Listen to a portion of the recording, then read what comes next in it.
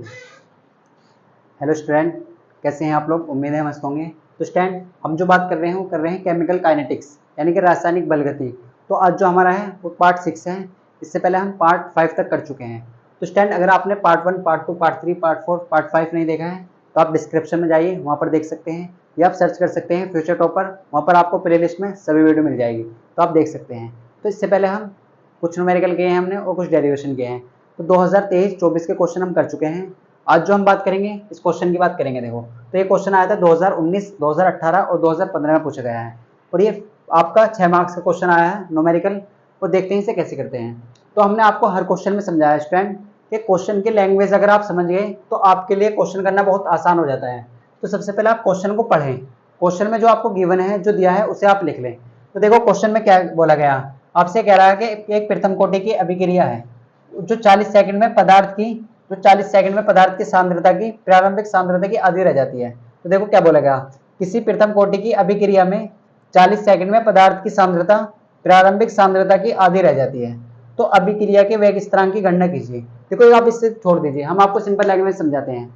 इस क्वेश्चन में बोला गया कि कोई अभिक्रिया है तो 40 सेकंड में प्रारंभिक सांद्रता की आधी रह जाती है। यानी कि हम ऐसे कहें, अगर कोई रिएक्शन 100% है ना, अगर कोई रिएक्शन 100% है तो वो 40 सेकंड बाद 50% हो जाती है। इसका मतलब ये है। तो आप सिंपल लैंग्वेज में समझें कि इसमें बोला गया कि 40 सेकंड बाद वो प्रारंभिक सांद्रता, यानी कि प्रारंभिक सांद्रता का मतलब क्या है, स्टार्टिंग में जो इनिशियल सांद्रता है, इनिशियल कंसंट्रेशन है, उसकी हाफ रह जाती है, आधी रह जाती है। तो आपसे बोला गया कि वेग स्थिरांक की गणना कीजिए। सर ये वेग स्थिरांक क्या होता है, तो इसे कहते हैं के। हमने पढ़ा था कि वेग स्थिरांक क्या होता है, के। तो आपको निकालना है के की वैल्यू। अब देखो कौन सी कोटि की अभिक्रिया, प्रथम कोटि की अभिक्रिया। तो आपको प्रथम कोटि की अभिक्रिया का फॉर्मूला पता होना चाहिए, तभी आप अप्लाई कर सकते हैं। तो देखो हमें क्वेश्चन में क्या क्या गिवन है, हम उसे लिख लेते हैं पहले। तो हमें क्या क्या गिवन है, सबसे पहले आप ये लिखिए, इस तरीके से बना लीजिए। देखो आपके सामने कोई एक अभिकारक है और आपको क्या मिल रहा है, पी प्रोडक्ट है। इससे क्या बनना है, पी प्रोडक्ट मिल रहा है। तो अगर हम आपसे बात करें कि इनिशियल कंसंट्रेशन क्या होती है, सर ए होती है। तो देखो सबको मालूम है कि के बराबर क्या होता है फॉर्मूला, के बराबर होता है 2.303 अपॉन टी लॉग ए अपॉन ए माइनस के एक्स। तो इस तरीके से आपका ये फॉर्मूला है। अब आपके सामने पता है कि आपको मालूम है कि 2.303 तो एक कांस्टेंट वैल्यू है, ये तो फिक्स है, ये तो चेंज होने वाली नहीं है। जो टी है वो है टाइम, वो क्या है, टाइम। और जो ए है वो है प्रारंभिक सांद्रता, इनिशियल कंसंट्रेशन। और जो ए माइनस एक्स है वो है टी समय बाद की सांद्रता, टी समय बाद बची हुई सांद्रता या रिमेनिंग सांद्रता, आप ऐसे कह सकते हैं। तो आपको क्वेश्चन में क्या क्या गिवन है आप उसे लिख लीजिए।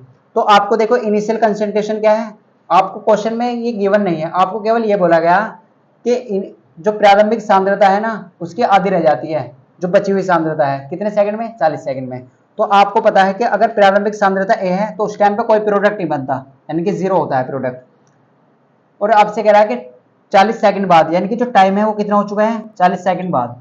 तो 40 सेकंड बाद जो है ना सांद्रता वो आधी रह जाती है। अब आधी कैसे समझेंगे आप, अगर मान लो कोई प्रारंभिक सांद्रता 1 है तो 1 का हाफ कितना होगा, 1/2 हो जाएगा। अगर मान लीजिए यहाँ पर 100% है, अगर 100 है तो 100 का हाफ कितना हो जाएगा, बची हुई सांद्रता कितनी हो जाएगी, 50 हो जाएगी। तो इसी तरीके से आप समझ सकते हैं, आप 100 भी लिख सकते हैं, आप 1 भी लिख सकते हैं, तो सेम ही आंसर आएगा आपका। तो हम 1 मान लेते हैं। हमने मान लीजिए प्रारंभिक सांद्रता कितनी है, सर 1 है। तो रिमेनिंग सांद्रता यानी कि 40 सेकंड बाद जो बची हुई सांद्रता कितनी रह जाती है, आधी रह जाती है। ये क्वेश्चन में आपको बोला गया है कि आधी रह जाती है। तो आधी का मतलब क्या है, a माइनस एक्स का मतलब क्या है, 1/2 हो जाती है। कितनी हो जाती है, 1/2। तो देखो क्वेश्चन की लैंग्वेज ये है, ये आपको क्वेश्चन में गिवन है। आपसे बोला गया था कि प्रथम कोटि की अभिक्रिया में 40 सेकंड में, कितने सेकंड में, 40 सेकंड में प्रारंभिक सांद्रता की आधी रह जाती है। तो प्रारंभिक सांद्रता अगर 1 है तो बची हुई सांद्रता कितनी हो जाएगी, आधी हो जाएगी। अब आपके सामने क्या है, आपको दिया है कि आपको क्या निकालना है, के का मान निकालना है। किसके अभिक्रिया लगाना है, प्रथम कोटि की अभिक्रिया का वेग स्थिरांक निकालना है। तो प्रथम कोटि की अभिक्रिया का फॉर्मूला क्या होता है, के बराबर 2.303 अपॉन टी log ए अपॉन ए माइनस के एक्स। ये होता है प्रथम कोटि की अभिक्रिया का सूत्र।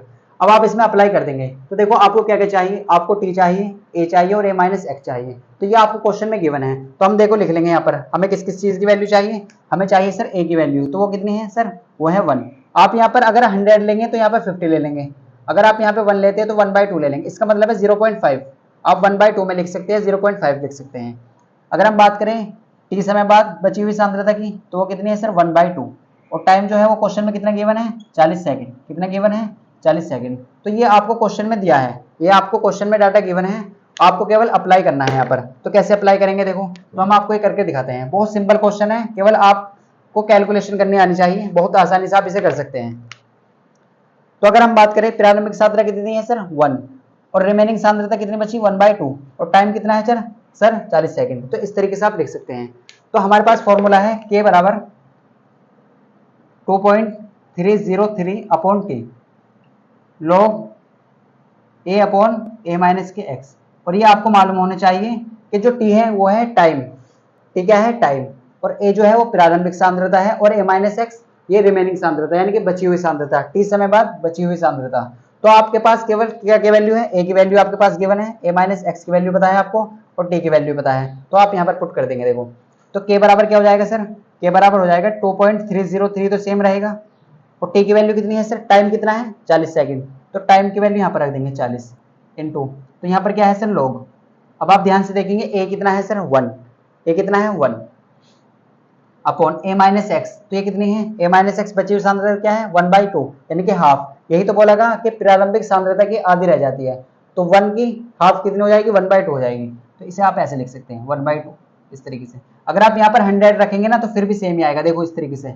अगर आप यहाँ पर 100 रख देते हैं और यहाँ पर 50, तो 100 की आधी कितनी हो जाएगी 50 हो जाएगा। तो 50 से 100 कितनी बार कट जाएगा 2 आ जाएगा, तो यहाँ पर भी 2 आएगा। अगर 1 लेते हैं 1/2 लेते हैं तब भी 2 ही आएगा। तो आप किसी भी तरीके से कर सकते हैं इस क्वेश्चन को। तो हमने मान लिया यहाँ पर कितना है 1, और 1/2 है बची हुई सांद्रता। अब आप इसे सोल्व कर लीजिए, देखो सोल्व कैसे करेंगे। k बराबर 2.303 अपॉन 40 इंटू लॉग, देखो यहाँ पर क्या है 1/2, ये जो 2 है वो ऊपर चला जाएगा, ये 2 कहाँ चला जाएगा ऊपर चला जाएगा, और ये क्या हो चुका है log 2 हो चुका है। और आप सबको मालूम है log 2 की वैल्यू कितनी होती है, ये हमने आपको लास्ट क्वेश्चन में भी समझाया था कि log 2 की वैल्यू आपको याद करनी है कि log 2 की वैल्यू कितनी होती है 0.3010। ये क्या होता है log 2 की वैल्यू होती है 0.3010। तो आप यहाँ पर पुट कर देंगे। तो अगर हम बात करें आपसे तो k बराबर कितना हो जाएगा 2.303 अपॉन 40 इंटू log 2 की वैल्यू होती है सर 0.3010 होती सर।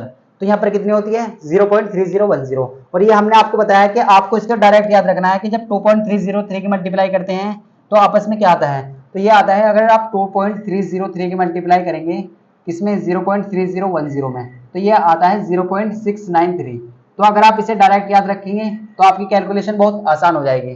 तो अगर आप 2.303 की मल्टीप्लाई किसमें करेंगे 0.3010 में करेंगे तो कितना आता है 0.693 आता है। तो यहाँ पर कितना आ जाएगा देखो, तो हम ऐसे कह सकते हैं फाइनली हमारे पास कितना आ चुका है, जब आपने इसकी मल्टीप्लाई इसमें की तो कितना आया 0.693 और अपॉन 40।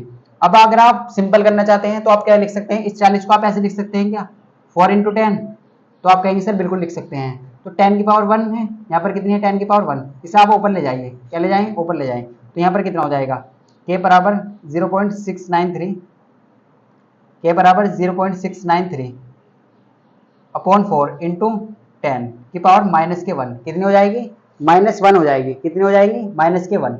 अब आप इसे 4 से डिवाइड कर लीजिए 0.693 को, तो कैसे करेंगे आप देखो, आप डिवाइड करना जानते हैं तो 0 तो ऐसे रहेगा और पॉइंट भी ऐसे रहेगा। अगर आप इसे 4 से डिवाइड करते हैं तो 4 एकम 4, यहाँ पर बचे 2, तो यहाँ पर है 19, तो कितने हो चुके हैं 29, तो 7 चौक होते हैं 28, तो कितना जाएगा सर 7 हो जाएगा, तो बचे 1, यहाँ पर कितने हैं 13, तो 4 3 होते हैं 12। तो आप इस तरीके से सोल्व कर सकते हैं। और पावर कितनी है सर -1। तो आई होप आपको ये क्लियर हो चुका होगा। देखो जैसे आप सिंपल डिवाइड करते हैं ना तो इसी तरीके से करेंगे। अगर आप इसे देखो पॉइंट 0 ऐसी है, यहाँ पर पॉइंट भी ऐसी है। अगर आप 4 से डिवाइड करते हैं 6 को, 4 एकम 4, बचे कितने 2, यहाँ पर कितने हो चुके हैं 29 हो चुके हैं। 7 चौक होते हैं 28, तो 7 बार चली, तो बचे कितने 1, यहाँ पर हो चुके हैं 13, तो 4 3 12, तो आ चुका है 3, तो 10 की पावर -1। अब आपको आंसर किस में देना है, हमेशा आपको ऐसा आंसर देना है, आप इतना भी लिख सकते हैं या आप ऐसे भी लिख सकते हैं। ये जो पॉइंट है ना एक नंबर के बाद होनी चाहिए, यानी कि एक डिजिट के बाद होनी चाहिए। अगर आप इसे पॉइंट को आप इधर ले जाते हैं ना, अगर आप इस पॉइंट को इधर ले जाते हैं तो यहाँ पर एक माइनस की पावर और ऐड करनी पड़ेगी, एक पावर और ऐड करनी पड़ेगी आपको। तो k बराबर कितना आ जाएगा, तो यहाँ हम ऐसे लिख सकते हैं 1.73 गुना 10 की पावर -2। तो यहाँ पर जब आप इस पॉइंट को आगे ले जाएंगे ना तो इसका मतलब यह है 10 की पावर -2 हो जाएगी, एक पावर बढ़ जाएगी माइनस की। तो k बराबर कितना आ चुका है हमारे पास 1.73 इंटू 10 की पावर -2। और आपको मात्रक क्या लिखना है k का, क्योंकि कौन सी कोटि की अभिक्रिया है सर, प्रथम कोटि की अभिक्रिया। और हम जानते हैं प्रथम कोटि की जो अभिक्रिया का जो मात्रक होता है वो होता है सेकंड इनवर्स। तो हमें क्या में गिवन है, सेकंड में, तो हम क्या लिखेंगे यहाँ पर सेकंड इनवर्स। और यही क्या है आपका, यही क्या है आपका, यही आपका आंसर, यही क्या है आपका आंसर। तो आप ऐसे कह सकते हैं यही क्या है आपका आंसर। तो इस तरीके से आपको ये क्वेश्चन करना था। तो ये क्वेश्चन आपका 2019 में पूछा गया था, 2018 में और 15 में, और ये आता है आपका 6 मार्क्स का। तो आपको थोड़ा सा ध्यान देना है कि कैसे क्वेश्चन एग्जाम में आ रहे हैं और किस तरीके से हमें करना है। तो ऐसे क्वेश्चन को इस तरीके से करते हैं। तो हमेशा आपको कोशिश करनी है कि आंसर जो अपना दें वो 1 डिजिट बाद दें, पॉइंट जो होने चाहिए 1 डिजिट बाद होने चाहिए। तो आई होप आपको ये क्वेश्चन क्लियर हो चुका होगा इस टाइम। तो वीडियो को पॉज करके इसे नोट करें।